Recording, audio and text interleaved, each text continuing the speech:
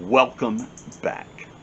This is the 13th segment out of 63 in the series Because It's True, making the case for Christianity in bite-sized pieces. Now, what we're going to do in this segment is explore what is one of the four major branches of philosophy. And the term that is used for this branch is epistemology, a term that some of you may not be familiar with, but I'm going to guess that most of you are. It is the study of the nature of knowledge. How do we know?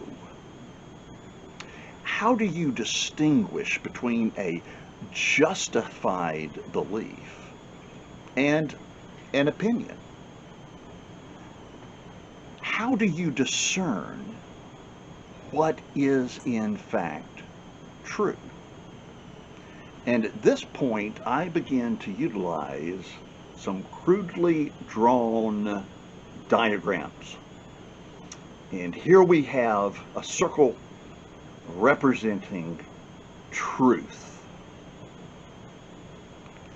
Now, there are four epistemological methods that everybody uses every day in order to get a grip on a variety of things where they're wondering what is true.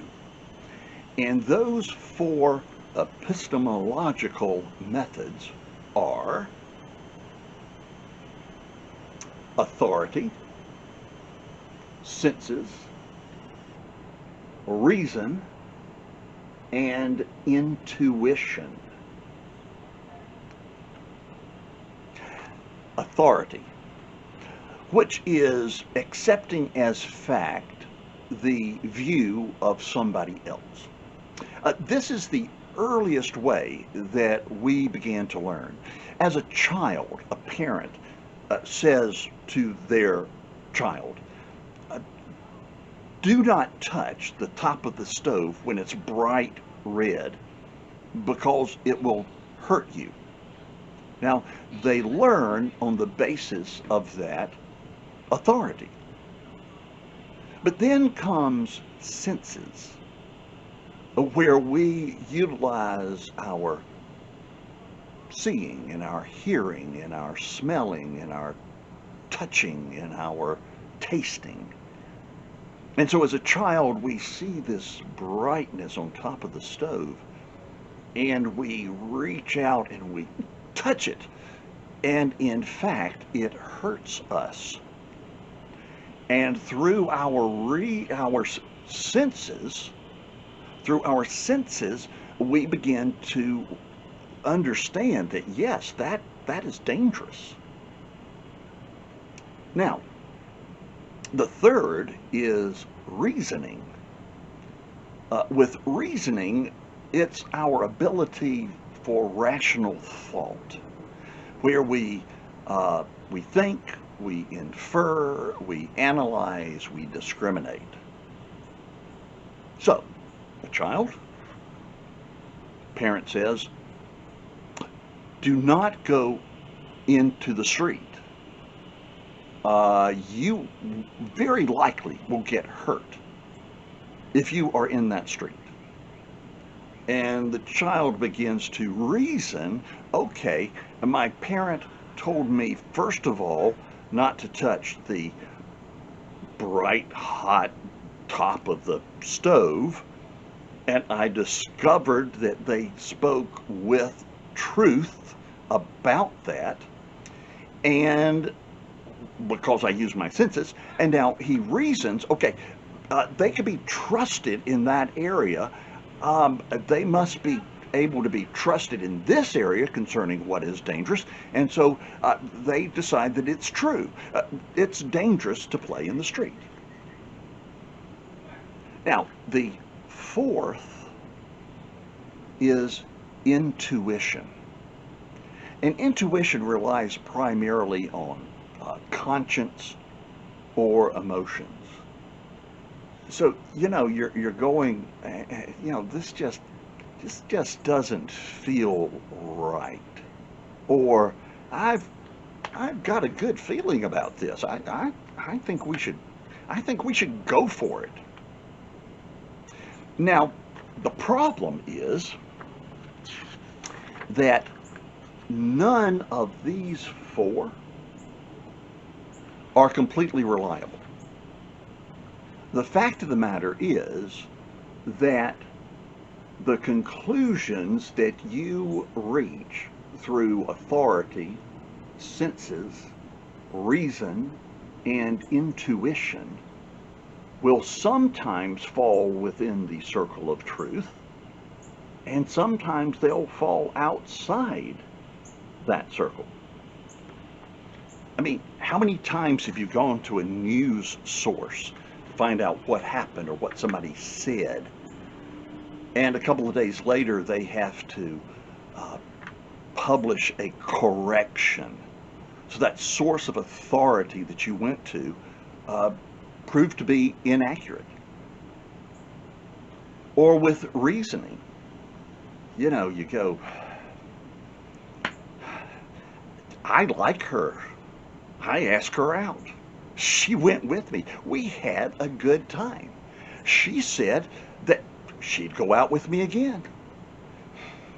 It's obvious that she's in love with me. When in fact, no. It falls far short of that. Or with your senses. Say there's a frisbee at the bottom of a swimming pool, and they go, can you point out where the frisbee actually is? And you go, well, it's right there.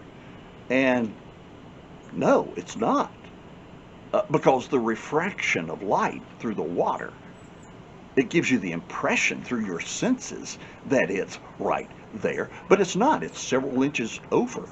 So if you try to take a spear and throw it and aim it and spear it, I don't know why you would do that, but if you did try, you would miss. And then intuition.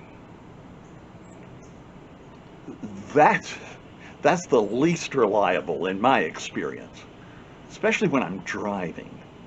You're thinking, before GPS, you're thinking, you know what, this seems to be I think I'm going in the right direction. Yeah, this feels right. And you're going in the wrong direction. Now, given these problems, this is why there is a fifth method of epistemology, and that is revelation.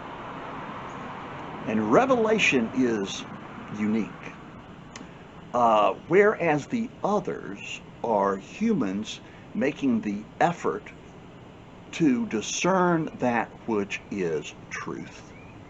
Revelation is truth taking the initiative to reveal itself to us. And given that, then anything that is in fact revelation is going to be true.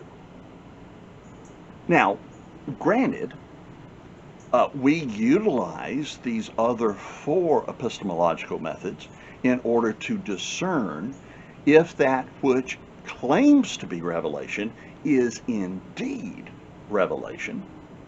But if it is, then it will be true. Now, Christians believe that God is not only the source of all truth, but that he is in fact truth. And he has taken the initiative to reveal himself through the Bible and in the person of Jesus Christ. And as Christians, we have reason, evidence to believe that this is in fact true.